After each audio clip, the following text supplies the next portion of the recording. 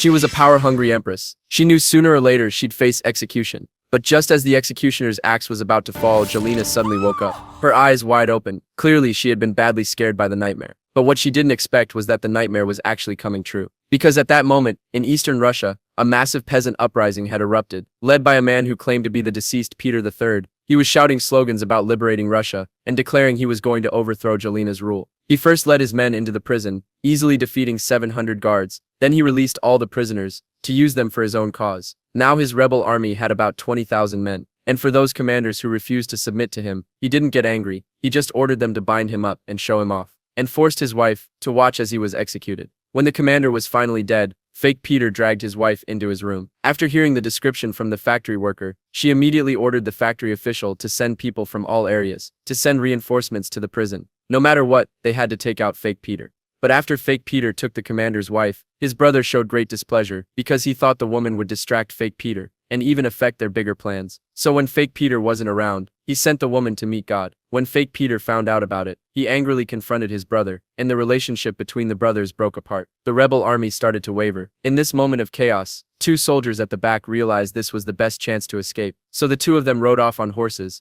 racing away, and successfully escaped fake Peter's control. Afterward, they found the Russian army that had come to assist, and told the commander everything that had happened in the rebel camp, especially about fake Peter beating up his brother. The commander said that taking down fake Peter was a must, but at this point the army had suffered severe casualties, so they needed to come up with an easy way to capture fake Peter. The soldiers suggested bribing him with money, since most of the rebels came from serf backgrounds, and they were desperate for wealth, especially fake Peter's brother. Sure enough, just as he expected, after receiving the money, the brother secretly eliminated fake Peter's trusted men. When fake Peter noticed something was off, it was already too late. A few people rushed forward and pinned him to the ground. The once powerful leader could only lie there, helpless. When others saw their leader's power falter, they started fleeing to save themselves. Fake Peter's anger was useless. The Russian army captured him with almost no cost. Next, he would face Jelena's personal trial. Back in the palace, the factory worker excitedly reported to Jelena that fake Peter had been captured, and that he'd be arriving in about a month. But Jelena thought a month was too long, and decided to hold the trial midway.